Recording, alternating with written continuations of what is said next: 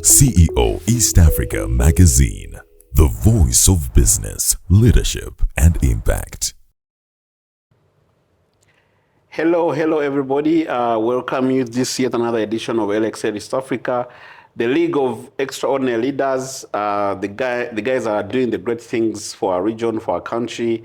And with me today is one of the gentlemen who is holding, I could say, our economy, not of course, the bigger one, but also the individual economies in our pockets, in our phones.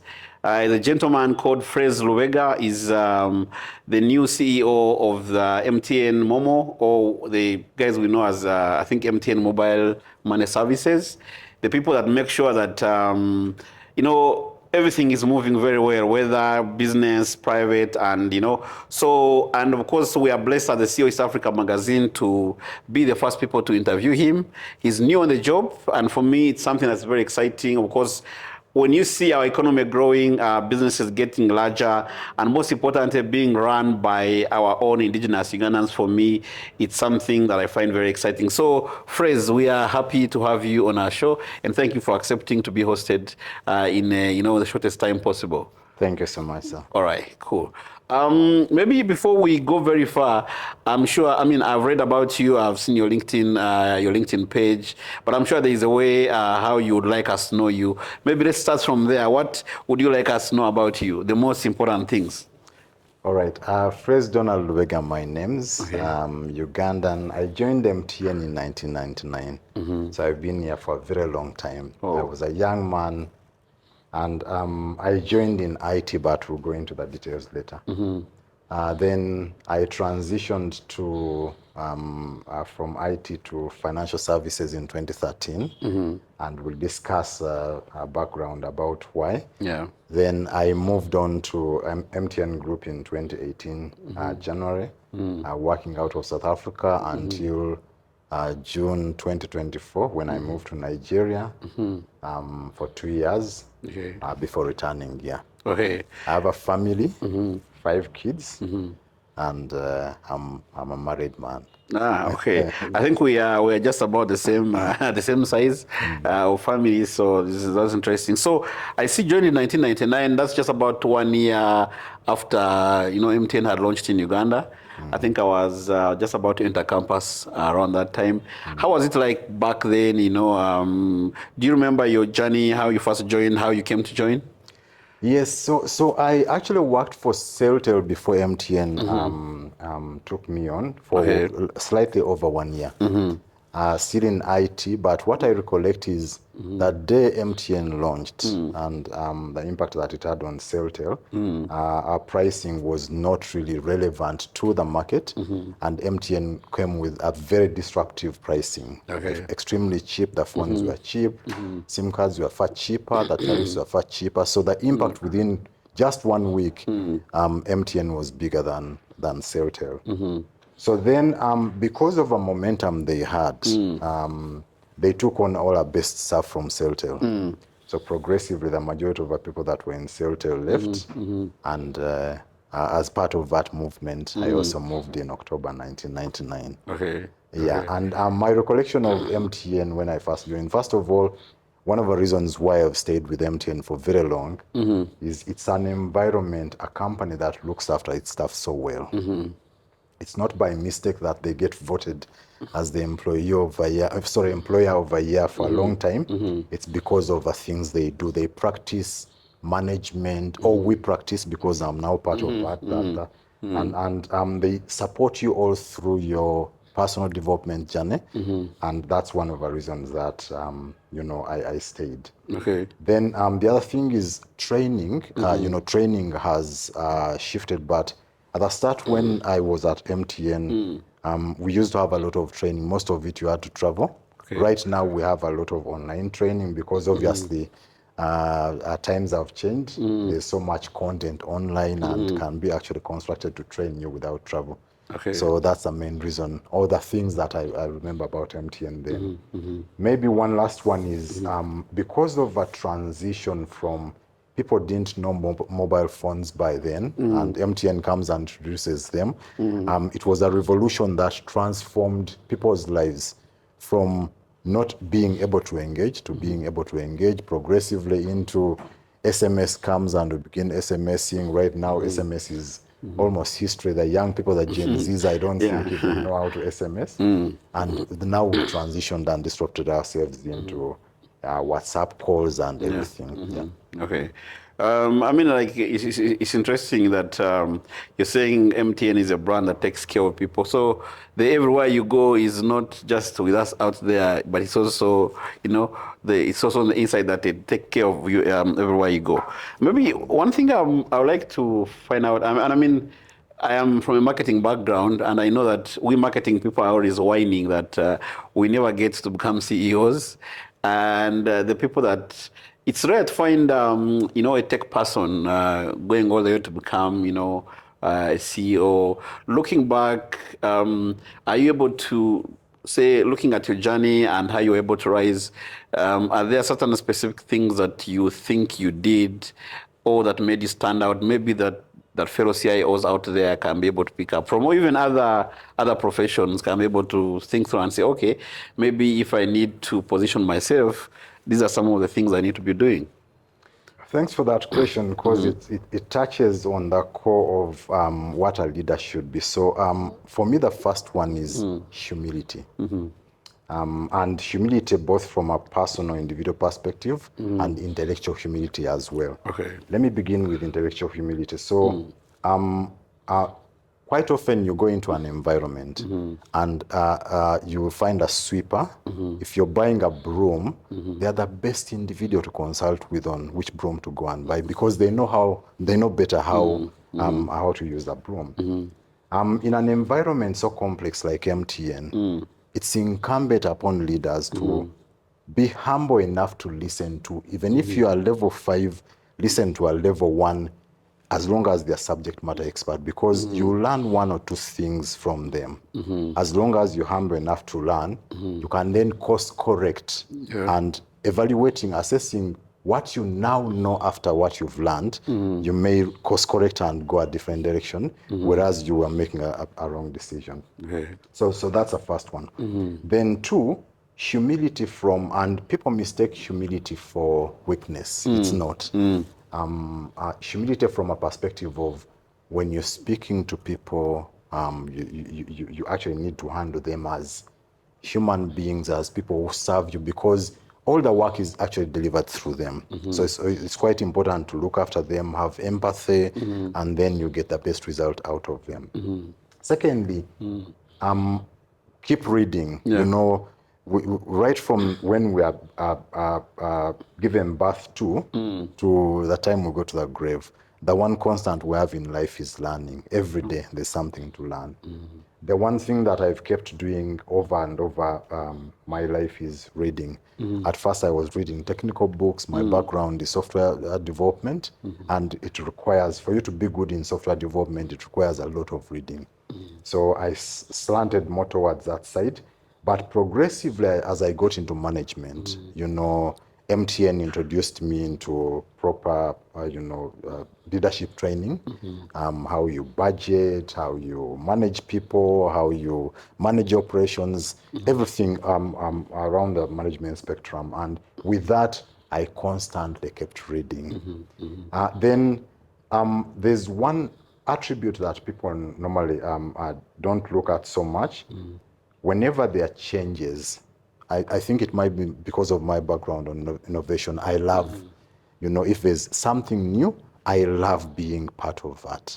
So whenever there are changes, so for example, mobile money launches, and I look at who are the users, how are they going to benefit, how can I make appropriate sources of features to enable the customers, take benefit of whatever we're delivering. So learning from the environment and then going and solutioning is part of my DNA.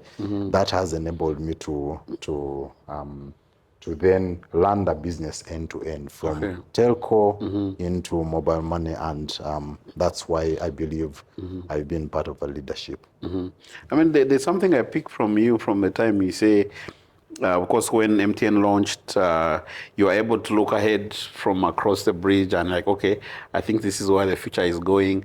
And I think also being able to pivot from technology to the commercial facing side of mobile money. I picked something of that ability to be able to show up whenever opportunities arise. Yet there will be some certain people when there's something new that they don't quite understand, they prefer to be like to retreat to their comfort zones.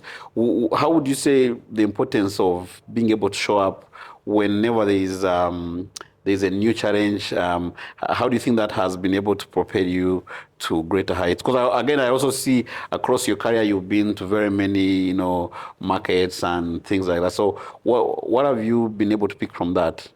Thank you for that question once again. And as I said, I love challenges. So and it's one of the advice that I would give young people who actually are just starting their journeys, technical and leadership journeys. It's important to always show up at your best. One, if you're given a task, if you want to do it well, it's better you just don't do it. But if you decide I'm going to take this task up, do it to the best of your ability. If you don't lack skills, consult with people. There are people who have been there before you. If there's history you have to learn, go and read. Get people to aid you. You will then get the best out of it. Then two, always moving away from your comfort zone is one of the best things that can happen to an individual as a leader, because if you challenge yourself, we place limits on ourselves because of our thinking. So whenever you remove that limit, the sky is always the limit. You imagine if it can be done by an individual anywhere, I will make effort to do it. Okay. And for me, that's part of my thinking. If there's anything that is humanly possible to do, I believe whether I will get people together and we do it together, I believe we should actually go and focus on it. Okay. So then the last one is normally work comes dressed in overalls.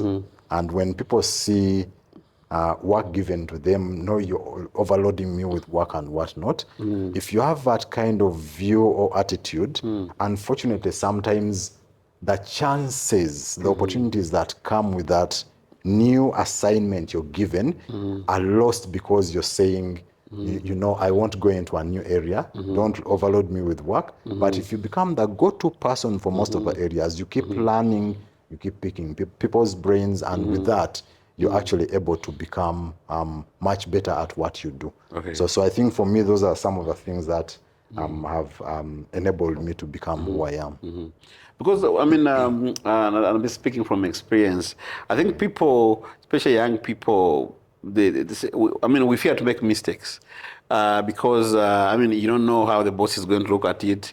There are even people, I've seen people who be chasing, who have some imaginary enemies, haters. They'll be like, haters will think like this, or haters will think like that. Now, looking at your own past and some of the how you've been able to show up, and I'm sure you've made quite a number of mistakes, and the fact that you're able to ride through these mistakes does say a thing or two about the leaders that you are working with at the time. Now, looking back, how has that shaped you as a leader, and being able to create the right environment where people can make mistakes and know that it is okay? And maybe what would you love to share with other leaders out there in terms of how do you create that environment that allows people to make mistakes and learn from them? Another great question, because mistakes are part of who we are as human beings. Everywhere you whether you're eating, it's very easy to make a mistake, and a bone goes into your gum, or everything we're doing. Mistakes should be acceptable. However, there's one element that as an individual, people should always look out for. You make a mistake the first time over a routine, it's acceptable and it's okay, and we should actually make effort to learn from that mistake. If as an individual you make a second mistake over the same activity, then you begin establishing or showing doubts, because is it your skills? Is it your lack of attention? Are you deliberate that you're actually going to make mistakes? Or and you're the right individual for the role or that activity. If you make a mistake the third time, then it begins moving into a red line that you shouldn't be crossing. So people should, and as leaders, we should always allow and accept that people will make mistakes. But if they make it consistently, third time, call the individuals out, either train them, support them, but call the individuals out. Now, as individuals, please accept making mistakes. As leaders, we should create an environment where our teams can make mistakes and there are no consequences, but out of it, we learn, we train, you retrain, or you support whichever we're supposed to support, and enable them not to make the same mistake a second time and a third time. Then ultimately, if you allow people, people will stretch themselves because then you can innovate knowing, if I don't know the direction to take, I can take a wrong direction, and if it leads me into a difficult situation, I'll just change and take the right direction because we're doing this for the first time. Now, environments where you're innovating must be environments that tolerate mistakes, that allow people to make mistakes, because only then will you determine how best to implement. Okay. Yes. And in a restaurant where maybe a person has put a little bit extra salt or whatever, that could be easily understood. But in your business, whereby a slight error in code could mean like 50 billion lost, how do you reconcile such? How do you reconcile such a, I feel you guys are in a very tight spot. The regulator is watching, the customers are watching, everybody's watching. And how do you still be able to tolerate, innovation, a couple of mistakes here, and still be able to progress? So there, it's all within processes that you implement in an environment, because innovation and making mistakes does not mean that we allow the mistakes to go into the live environment, production environment. Okay. So normally what we do is we create environments where you can go and test your ideas out. Once the idea is crystallized, then you take it into a test environment. Once you test it and you feel it's ready, then you come and integrate it within the environment, but still in a test environment. Okay. You test and see that it's working okay. And normally we do something we call a regression test. Everything end to end, from is the security okay? Are the features working okay? My response is both positive and negative. When I send a message and I expect this kind of response, is it what I'm getting? If I send a wrong message, will the system then detect that it's a wrong message, will it give me the appropriate error? And upon that regression test, then you become much more comfortable with the level of confidence that you can actually take that into production. Okay. Now, when you see our systems, normally we've done a lot of rigorous testing before we decide this feature is ready. And yes, make no mistake, there are still going to be certain gaps that come through, but you'll have mitigated most of the risks and minimize most of errors that you would have made by regression testing. Okay. Yes. And this is a question I probably should have asked at the end, but just to make sure I don't forget it. There's millions of people who rely on your system to be able to eat, to take their children to school, to get treatment. Basically, you're literally holding our lives in our hands, including our relationships. If you're not able to send money for, on Valentine's Day or for Kameza, or, your relationship could be at stake. Yes. And all that rests on you, having of course, I know you carry that responsibility in very many different ways, especially in the different roles that you serve. But now that this ultimately stops on you, for the last 2 months, how have you been able to sleep knowing that even when you're sleeping, so many people are relying on you to be able to live their lives? There are mechanisms that we put in place to ensure that our services are reliable, they are trusted by our customers, and they are always available whenever customers need them. And some of these, in terms of scalability, if you're serving a customer base beyond 14 million like we're serving, transactions in billions of transactions and trillions in value, you can ill afford some of the areas that are affordable in some of the environments. So one, we must ensure that we have scalable systems. If you're building for capacity, provide for capacity way beyond the maximum that has been used by customers, and then track your peaks. If a peak is reaching a certain threshold, then you must trigger capacity procurement processes so that you're always adequately capacitated in your environment. Two, any IP addressable system, any IT system requires a lot of security because as you're aware, whether it's cyber security, whether it's very possible for someone to sit somewhere, come and gain access to your systems and then create havoc. So you must build security mechanisms to ensure that, first of all, you prevent, if you have a house and you want people to operate easily inside the house, prevent people from entering into the house. Put perimeter security that enables you then to operate much easily. But even when you get into your environment, the ecosystem that we've created, then you must put security mechanisms. So for example, as an individual who is responsible for deploying code, they can't be allowed to operate on the live environment. Go and do your tests when you're ready, ship your code, hand it over to someone operational who is going to install it. Otherwise, you compromise your environment if someone who is developing is the one installing on the system. Then constant monitoring of your services, end to end, because an ecosystem and a value chain, mobile money is an ecosystem that is with a lot of banking partners, a lot of third parties like aggregators and integrators. Then we are sitting as the engine that then integrates and puts all this together.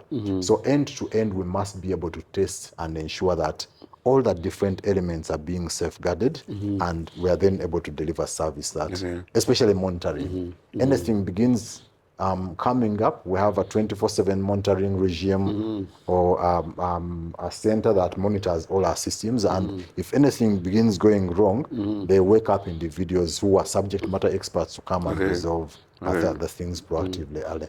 So you don't get a few nightmares around 3 a.m. It's said that my mother used to tell us that if you want to pray for something, you wake up at 3 a.m. That's when I think the God is always walking around.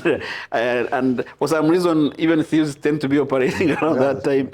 So you no longer get, because I believe you must have been like, this is some heavy responsibility on me, or now you're getting used, or you've been used given that you've had this experience all over. So the systems, and these systems have actually matured over time. The systems we're using right now are extremely robust on security. We try to encrypt anything that we need to encrypt as much as possible with very secure mechanisms for decrypting the information. If we're sending information over the wire, we try to protect it as much as possible and then only decrypt it when it gets to the other side. When databases are installed or whatever information is being installed, we ensure that it's also secured. So there's robust security around our systems to ensure that we minimize, you can never have it at zero, but we minimize and mitigate any risks that we see. Then because we have enough capacity, we've tested, we have a disaster recovery environment, because oftentimes you might, on your primary environment, you might sense, either your primary data center has an issue, you switch over to a disaster DR environment. All those mechanisms have to be in place for you to guarantee the level of stability and availability that we're offering today. So I'm quite comfortable. We're meeting the SLA, service level agreements that the regulator expects us to meet and above. Yes. Maybe somewhere towards the end of the show, I will ask you to test the robustness of your systems and see if you can send me some money. But your appointment, of course, being reassigned to come back to Uganda, a couple of years after you had left, I think, you were an integral part in the rollout of mobile money services, which I think you guys again did so well, because I remember back then people used to call us, where are you? I'm here. Then they would send someone to come to you and register you, and I think that's how you were able to win the mobile money game from the word go. And I think there must be something interesting about the MTN execution culture, and I hope we'll get to talk about that someday in terms of the lessons learned. But returning home after a couple of many years and after being in so many markets, of course, I know at the group level where you are, you still had an eye on Uganda, but are there some things that struck you that either they were so good, better than elsewhere in the other markets? And I'm not just talking about the MTN group, but the broader, fintech ecosystem. Are there the good things that struck you? Are there things that you noticed that where maybe Uganda is a bit behind, where we need to play catch up? What was your impression? All right. So there are a number of things that I would speak to that struck me quite substantially. One, smartphone penetration here is in close to 40%. Some of our West African counterparts are in the 60%. Wow. And therefore, their adoption of applications for doing financial transactions is quite deep compared to where we are. So in Uganda, the majority of our customers are actually defaulting to USSD, even when they have a smartphone, even when we campaign to them, tell them move over to the application, they're still so used to the USSD because that's... Including myself. Yes. I alternate between the two. Yes, yes, yeah. So the level of adoption of or appification of customers in West Africa is actually far deeper than we are in Uganda. That's the first one. And then inherently, because when you move to an app, you discover all the sets of services, bouquet of services that we have. Whereas in USSD, you have 120 seconds to start and conclude a transaction. In the app, you log in once, and you can navigate all the features without actually being shut out. So when USSD, you end up using 30% of the features. In the app, you very easily shift and utilize all 100% of the features. So that's the first one. Then secondly, a lot of documentation about East Africa, and especially Safaricom on M-Pesa, on adoption of M-Pesa in the country. But what struck me when in Nigeria was the level of adoption of or appification of customers and adoption of digital payments. So the majority of customers actually no longer cash out. You get your funds, you get paid, you move the funds into a bank account or into a savings account or investment account. And when you need the funds, you just move them back and you make a payment. Go to a shop, everyone is used, they call it transfers. Everyone is used to transferring, and people actually have forgotten cashing out. So I think that's where they advance, because it's on the level of maturity that you have will determine how much people cash in and cash out, because once people get used. So for example, myself, I don't remember when I last went to an agent to cash out because I had a need to go and pay. I try to press the individual to actually adopt digitization. Then the third one is there are markets that, and this might not be in Africa, but I know in Nigeria they've implemented it, a switch, a banking switch. Yeah. And this switch integrates all the banks and all the fintechs to enable everyone playing the ecosystem. And it actually accelerates the adoption of mobile money. I know that our regulator is actually working on implementing it. And when they do, I believe it will propel usage of mobile money to the next level. Okay.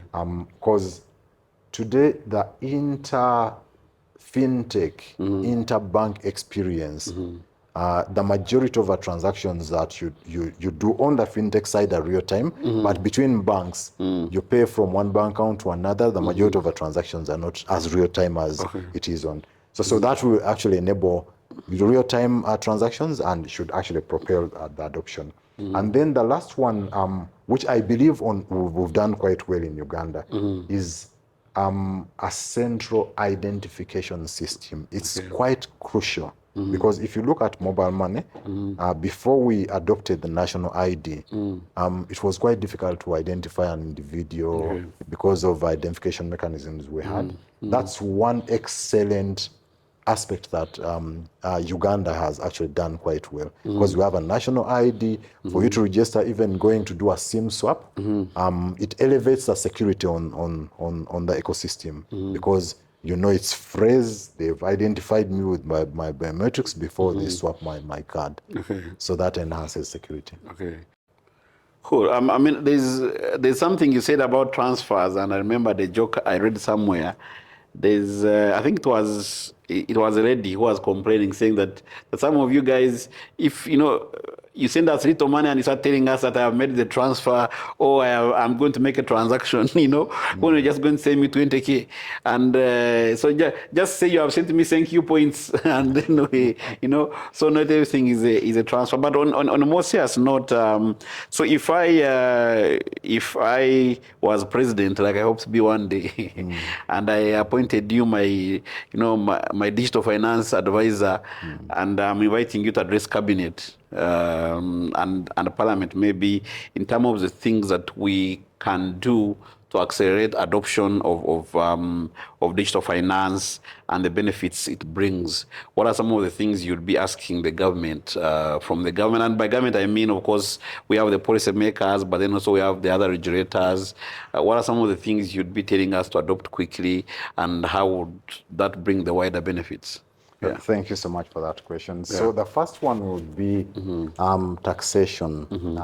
There's an opportunity for us to optimize the taxation around digital financial services, especially fintechs, because I think there's a excise tax on cash out. We will continue the engagement with the stakeholders, but there's opportunity for us to optimize, because if we make it cheaper for the customer to engage in digital financial services, the volume will lift up substantially and the taxes will still come. So there's need to optimize the 0.5%, I believe, and that would be my first request. The second one is, and this we're having engagements with the regulator. The regulator is actually the one pressuring us as fintechs and banks to lower the transaction fees. So interbank peer-to-peer transfers, we need to lower that fee to ensure that you know, the customer can easily move, because customers use the fintech wallets as a transient storage account to do all their transactions. But when they accumulate money, they move the funds into banks. Yeah. So we have partnerships with banks where very easily a customer will move their funds into the bank. If we make that leg extremely cheap and the alternative leg, you know, bring the funds in, customers will actually digitize further, because they know anytime I need my funds, I can pull them from the bank into and then spend and move them back. So that would be the second one. The third one is on, I think, security. We may just need to find a way to, you know, people who are going around stealing from agents, people who are going around fooling our customers, these fraudsters, we make it slightly more expensive for them to engage in behavior like that if they are caught. So make it more punitive, maybe slightly stronger penalties, so that we stop it, especially targeting agents, because an agent is providing services for public good, and if they are targeted, they impact the entire set of individuals in the community that they are serving. So you end up creating a situation where agents don't feel confident. If you watch, they're actually closing around possibly 9 p.m. where they would have served our customers up to 11 p.m. If you go to cash in or cash out around 7 p.m., which is the peak of our transactions, quite often you find the majority of our agents are telling you, I don't have enough float, I don't have enough cash. So if you're depositing say 3 million, you might have to go through 5 agents. What we do in the back is we do cash in transit, for lack of a better word, where if an agent accumulates cash, we go and collect the cash, we give them float, we call it rebalancing. But the rebalancing closes around between 3 to 5 p.m. because people are aware, are afraid about security. If I am running around with lots of money, I might be targeted. So if there's anything that can be done around that, that would help a lot. Then the switch, government switch, I think that is quite important because it will help in digitization. Then limits, mobile money is limited to 5 million per transaction. And then the majority of accounts I can't remember exactly where the limit is, but it might be 20 million. If I'm to pay taxes, I'm paying to a known entity, government entity. Yeah. The mechanism to pay taxes is quite easy. So our customers are actually quite free and would like to use our rails to pay taxes.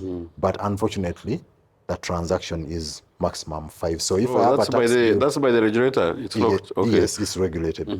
So if I have to pay a tax of 17 million, I by default then end up withdrawing the money from mobile money. I carry cash and I go to someone who will assist me to pay the tax if I'm underbanked or not banked. Okay. Now, if we are engaging once again in terms of stakeholder engagement, but I think it will add a lot of value if we lift, because now there's maturity on mobile money usage and allow willing customers with enhanced security to actually allow bigger transactions, especially customer to government. We should allow, because you're paying to a government entity which is known. There's no reason we should continue limiting the transactions to 5 million. Okay, and beyond the cost element, and I mean I've been over the last like 1 year, I've been seeing a lot of banks, especially there are these big banks that are trying to create their own agent network, and somehow we are trying to play, an arm's distance relationship with the telcos. Over the last 1 year, I saw a couple of guys, they're either posing with photos with you guys or your competitors, meaning that there are some conversations going on between, and most banks are beginning to warm up. From where you sit, so how has the relationship between especially banks and the telecoms moved over the last like 10 years? Are they warming up more? Are there areas that need to be sorted out? And how is this likely to pan out in the next 5 to 10 years? Because I mean, from where I sit, I have predicted that it won't be unheard of, let's say, if in the next 5 years you start seeing some sort of merger. Initially, it could be a merger of retail units, but eventually things could get. How has it evolved, and where do you see it heading? Okay, very good question. And so when mobile money started in Uganda, I believe banks felt or thought we're going to take them out, or we're going to be serious competitors that take their customers away.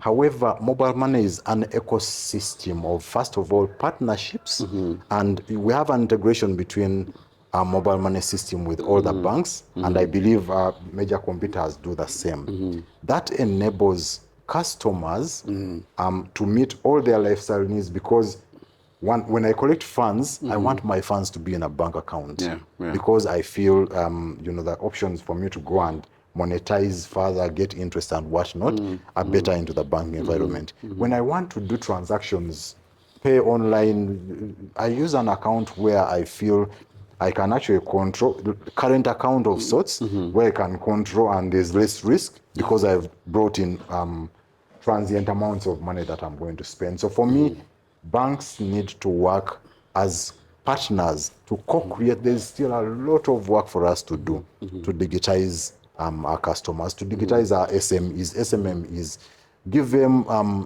services, access to markets where I can go and search for a market. I'm selling my bananas and I'm looking for someone to buy them. Someone bids and I go and decide I'm selecting this individual to actually go and take my produce. If I'm unhealthy, give me access to doctors, and then very easily I can make a booking, make a payment. There's still a lot of work to be done. I see the number of licensed entities have increased, and it talks to two things. One, there's a gap that we haven't fulfilled as mobile money or fintech entities that others are coming in to close. One very good example I'll give is the relationship we have with an aggregator who does school fees payments. So originally we thought, and we saw a gap, we thought we'd do it ourselves. But an aggregator came, or set of aggregators came up, they delivered the ability for you to pay school fees. Now they've gone into, if your son and daughter is at school, you can actually give them pocket money. And they found a mechanism for, so a partnership like that enhances, and you're focused on one niche area, you get it right, you go and fulfill all the needs in that area.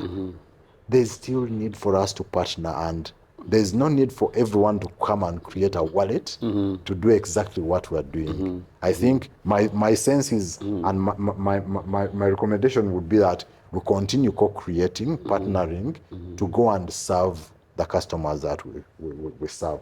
Okay. 3, we're specialists at FMC, fast moving consumer good, in terms of cash and float movement out there in the trade, and specialists at creating an ecosystem to enable payments, to enable savings, to enable basically bring the under financially included or financially excluded and include them. Then we get them access or give them access to the specialists at lending. So for example, all the lending that we're doing, it's banks that are lending, it's not us lending. So for me, let's continue on that journey of co-creation, not coming to compete on the wallet side.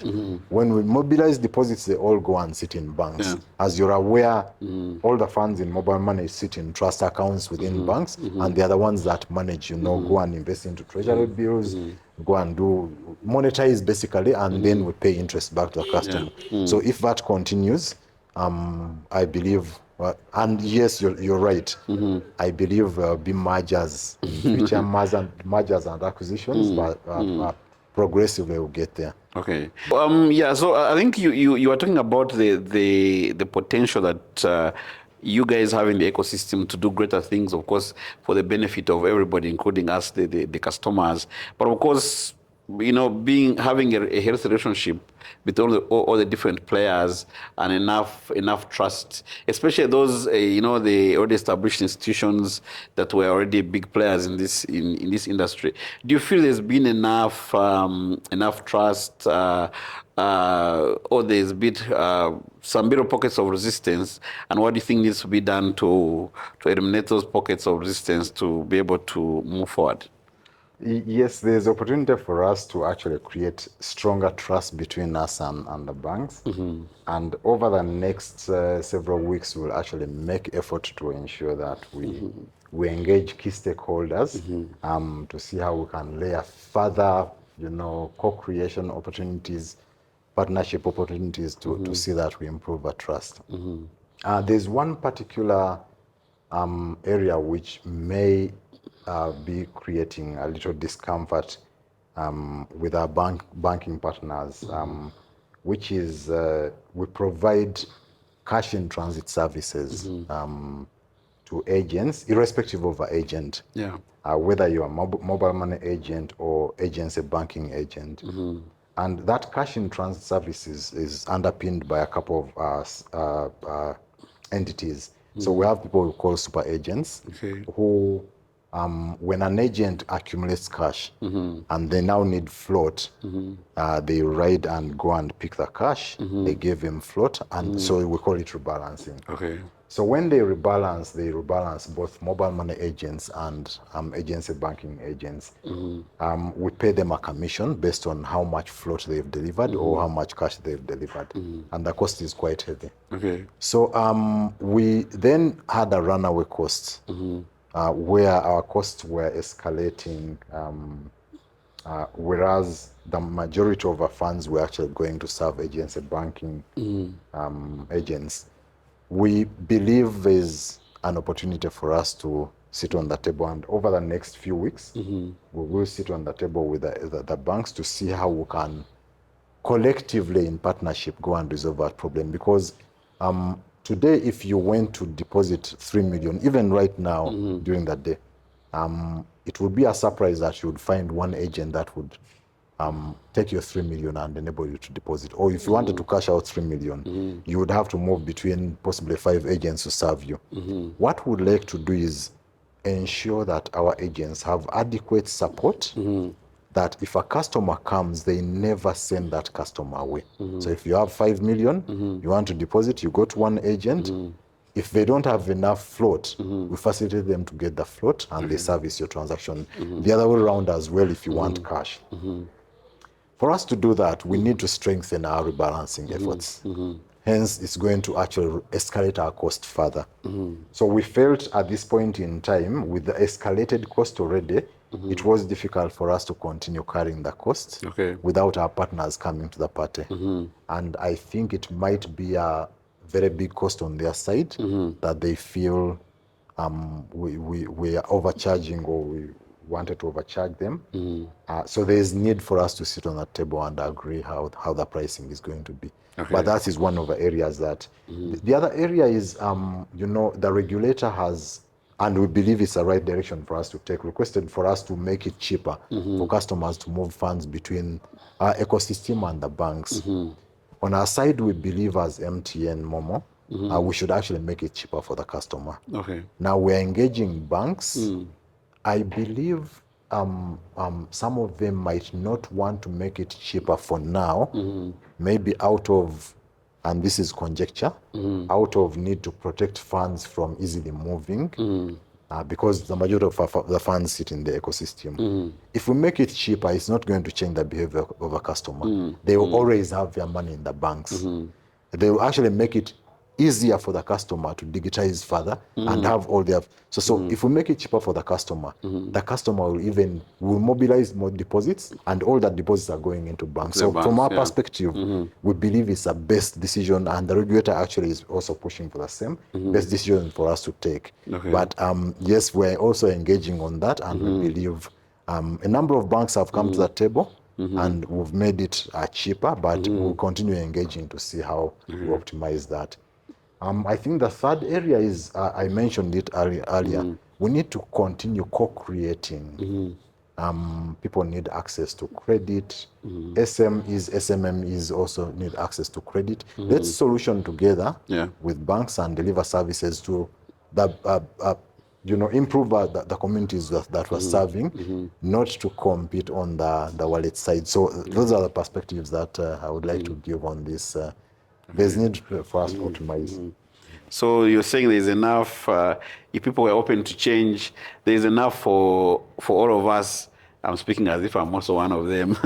There's enough for you guys to protect your interests, at the same time be able to serve the customers and innovate together. Yes, there is. Okay, yes. Cool. And then you, of course, you also arrive at a time when I think we saw the Q1 numbers for both yourselves and the parent, MTN Uganda.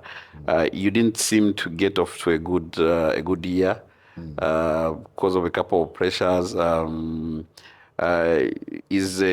know if you're familiar with this phrase. In Uganda, they say, is the pressure increasing or decreasing, And somebody was confused between increasing and decreasing, and they were like, it is creasing. so you can choose which kind of crease you want to be on, D or the increase. So how do you feel the environment with all these different pressures that you have talked about, and and I know the H1 results are probably, like 2-3 weeks away. How are you beginning to feel the pressure, and how are you coping? Okay. Yeah. I'll only comment on the Q1 results because we've released those results. Yes, as you're aware, we're listed, and hence I cannot speak about Q2 until the results are released. But for Q1, yes, there are some commission optimization changes that we did that are supposed to deliver improvement. Take us through some bit of pain as our partners get used to it. But we're meant to deliver improved performance. We serve our customers better with a cheaper mechanism for us to serve. Now, normally changes like that may not be that easily communicated to your partners and well received until you gain a level of traction, understanding, and momentum. So that may have distorted for the shorter period. Medium term, we believe will recover, and then it will enable us to accelerate. So that's the first one. Two, you will notice that our values actually grew substantially. If you look at Q1, value continued growing quite substantially, but the revenue is what didn't grow at the same pace. Now, we have some bit of penetration pricing decisions that were made, not to price enable customers to gain usage, and then in future we can look at how we optimize our pricing. Those are two major main causes, and obviously the shutdown in January impacted, but that impacted the entire industry. Yeah. So if you compare Q1 against Q1 last year, you would see that our Q1 is quite muted compared to Q1 last year because of that shutdown in January. Okay. Yeah. I think the last time I interfaced with the MTN MoMo, I think the conversation with the rest of the team, it was big on cross-border payments. Of course, being able to facilitate, the Visa payment, basically the virtual card, and making MTN Mobile Money your friend everywhere you go, literally out of the borders and everything. I don't know, how is that coming along? We continue innovating towards ensuring that every customer of ours who has an interaction with someone in a different country is actually able to fulfill that very easily. So right now, I believe we have over 18 countries in Africa where you can easily send money from your wallet to someone else in a different country. So countries like Nigeria, Zambia, South Africa, Cote d'Ivoire, Ghana, you very easily just go through. If you look at our app, there's send to Uganda or outside Uganda. There's an Africa option. You find all the countries that you can send to, and you just put in the phone number of a recipient, and the funds, it will give you visibility on the exchange rates, and the funds will arrive real time to whoever is receiving. So anyone having a kid out of this country, and we'll continue actually ensuring that different countries are layered and added on. To the traders that go shopping, you can actually live with your wallet, and when you go into a country like Rwanda, into Kenya, you'll actually be able to pay for goods and services without you necessarily going with cash across the country, and you pay real time and the funds arrive.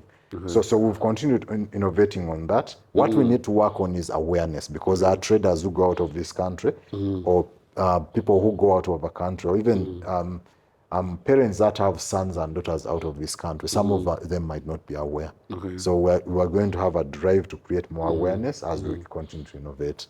Okay. Yes, sir. And these days, they say journalists, if you went for an interview and you didn't ask any question about AI, you risk looking to be unintelligent. So looking at, AI is basically changing all the facets of our lives, and from the end where you sit, how are you deploying it to make sure that you enhance the customer experience and be able to make sure that at the end of the day, you're able to do all the things that you have to do. Things like, for example, reducing the amount of time it takes to be able to verify, because it takes like an offer too long, 72 hours to have a reverse. So, for example, when that is only money that you had, you literally have to keep on looking on the phone and see, have they reversed, have they reversed? Yeah, but how are you deploying that and other newer technologies to enhance the customer experience? So progressively, starting almost immediately, we'll begin seeing new capabilities. We're adopting AI as MTN. The program is actually run across all our countries. You begin seeing enhancements in customer experience, in security, in the way we serve a customer end to end through use of AI. Our ability to mine our data, maximize value from that data, and then able to optimize the way we serve our customer is going to enhance substantially. I won't go into details, but security is one of the areas we're focused on. Customer experience is another we're focused on. So things like transaction reversals, progressively you see the enhancements coming through. Okay. Then there's one area that we believe we can also optimize. The fraudsters that call our customers are very big pain on our side, because, and unfortunately, despite awareness being created, customers still fall for, someone calling and telling you UCC is shutting you down. Please dial this code, and they dial the code until they've transferred money, put in a PIN, and the money leaves. So with all those, we hope to enhance so that if there's a customer who is still not aware, we build in protection mechanisms to prevent that transaction from, or at least the money from being lost. Okay. but you'll see them progressively coming on board. Yeah. Yeah. And I'm asking this for my young readers or for the parents who are sending their children to school.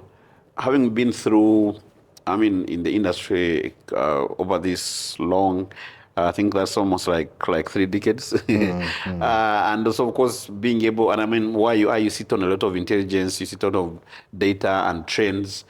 The kind of, I mean, the kind of people that you are hiring, the kind of talent and skills you're hiring. If there's somebody out there struggling with sending that, because I mean, MTN for long has been one of those places where we all love to work, you know. So of course, some of us were unlucky we didn't work with MTN. Yeah, but everybody would want, most people would want to work, you know, for organizations like MTN. So what are the kind of talents, what kind of skills are you hiring for right now? Like 5 years down the road, what will you be hiring for? So we know where to take our kids to school and what they should be studying. Very good question. Yeah. And actually right now and into the near future, anyone who does not have AI skills will be very disadvantaged, because whether you are a lawyer, whether you are an engineer or software developer, you super enhance your ability if you understand how AI can support you in your line of work. These days, the way we analyze data, you know, and we have to be careful. Sometimes you have to go and validate, but AI is actually very able to aid you. Whether it's doing software development, people now do coding without a single line of code. You just instruct vibe code, and you'll have an application within 3 hours, possibly 3 days. An application that would have taken possibly 100 engineers to develop within 3 months, AI will do it in just a matter of days. Security-wise, you know, the threats that are out there, AI is able to detect and enhance substantially your ability to protect your environment from. So everything we're doing, whether you're a lawyer, whether you're creating PowerPoints, you actually will instruct AI and it creates PowerPoints for you, and you then enrich. But spending hours and hours doing routine work that we've been doing, that is right now history. So anyone in any industry you're in, it's incumbent upon everyone to ensure that you understand how AI, and you can acquire the skills, how AI will support you.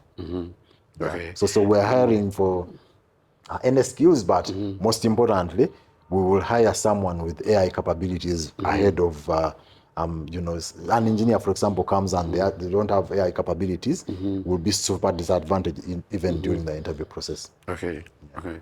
Interesting. And I know your job is, I mean, being a CEO is contrary to what, okay, when I was young, I used to think that being a CEO, you just attend cocktails, laugh out loud and meet your fellow rich friends.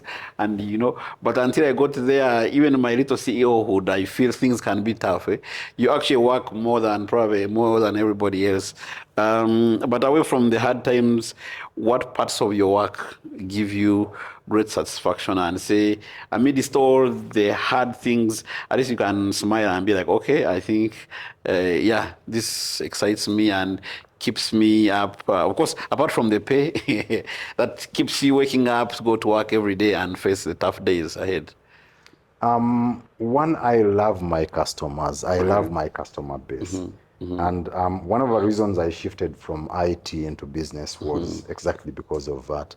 When I see a customer who has been financially excluded, brought into the financial system and the financial economy of a country, and benefiting end to end, whether it's an agent who is now facilitating transactions and earning a commission, they are earning a living because of that, whether it's a merchant who suddenly now has access to customers that they never even imagined, because you can go digital, advertise your services online, and then collect your funds without even knowing the individual you're selling to. Collect your funds, because immediately you advertise, they are satisfied, they know you, they will pay. Once you receive a payment, you can then release the goods, and whether it's that, or even a customer who is served. You know, if you remember when we used to pay Umeme on National Water, we used to leave, whenever Umeme ran drives to go and disconnect people who haven't paid their bills, we used to leave offices and dash to go and line up. You would find a line that long. or DSTV you used to drive to petrol stations to go and pay. Right now, in the comfort of your whether it's a garden or your office, you just pay, and within seconds you've paid. Recently, we've enabled traders, anyone paying taxes, very easily generate a PRN. I pay taxes, and one of the things that I struggle with is that process of generating a PRN on the complex. It's very good, but very complex URA system. Yeah. Right now, they've enabled, through collaboration with URA, you can easily generate a PRN off your USSD or mobile money app, and then within seconds, you've paid your taxes. So to the traders out there, we've made their lives simple. They don't need to close their shops to run to URA to go and make a payment. They should be able to do it in the comfort of their homes. For those who travel, it's been a nightmare or quite difficult for you. You have to run to a travel agency. You go and they support you to buy an air ticket. We've made it so easy for that customer to just go through, see a set of airlines, select where destination you're going. In New GX, you'll be able to see and select the air ticket you want and pay for it. So for me, making customers' lives so easy, giving them options to save, to invest, and enhance their lifestyles is what keeps me happy. And maybe lastly, and that will be, of course, unless you have anything specific you want to address, but I'm sure, this is just, you're making 2 months in office, and there's this whole broad array of different stakeholders in the ecosystem who heard that, of course, MTN MoMo has a new CEO, and every time there's a new leader, everybody is always having at the back of their mind that, okay, what's going to change? What can I expect? And maybe for those who have not had a chance to meet you and they are reading or watching this interview, what message do you have for them? Why should they be excited about, one, that you're here in this office, but two, what do you want to tell them that is exciting about the times ahead that's coming up? All right, thank you so much for that question. One, I believe in, and this is one of the areas that actually government would like us to address quickly, local content. Yes. So local aggregators, local integrators, people who can come and partner with us and go and resolve solutions out there, whether it's for a farmer, a trader, anyone out there, we deliver a solution together collectively. They will have new businesses created. They will have new sustainable income going, and that will propel the entire economy together. So we are going to innovate a lot. We're going to use a lot of partnerships, and we will actually work very easily and with partners, local partners that can come to deliver with us. Then two, when it comes to security, anything that we're innovating, we must guarantee that and ensure that customers are given an environment which is very secure. I'll be very engaging, whether it's partner CEOs, and I'm looking for partnerships for co-creation. The team I have that I've taken over is quite mature in terms of leadership, so we will ensure that we engage and propel ourselves to where we need to be as an industry, as an ecosystem, together with all our partners. Then lastly, the regulator is one that I believe we must keep very close. We must listen to, we must take guidance from, and we solution together, because we want our industry to actually be propelled to the next level. So regulations being shaped in the right way and enhancing the entire environment is something that we're going to work on aggressively as well. So if I hear you very well, is that you're saying MTN MoMo is open for business, is open for partnerships, is open for innovations, and how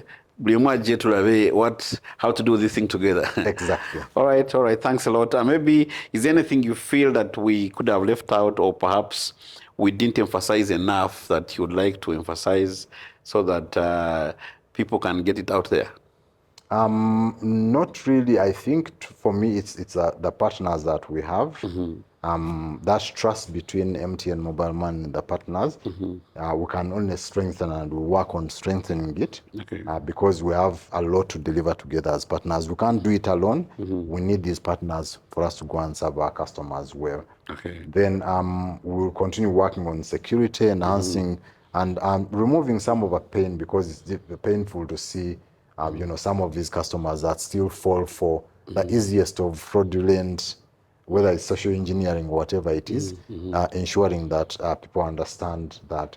Then 3, responsible borrowing. Some of our customers have not understood the impact of borrowing and not paying back. However small the amount is, it's important for customers to commit and show they are trusted, because customers register, you have a national ID. If you borrow and you do not pay, it reflects on you into the future. Yeah.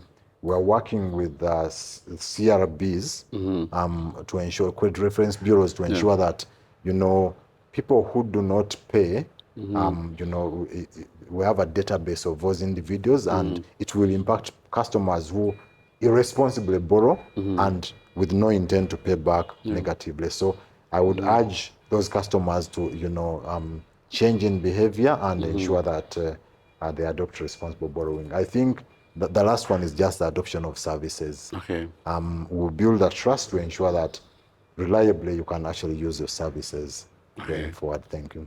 Right. Okay. Thanks a lot. Thanks a lot for your time. It was great having you, and I'm looking forward to being back here to tell more of these stories, because I think everybody likes to know that their money is safe and secure, and they can get more out of their money. So I'm looking forward to more conversations on this. Thank you so much. Thank you so much. All right. Okay. Follow CEO East Africa Magazine across all our digital platforms and stay connected to the conversations shaping business, leadership, and impact in Africa.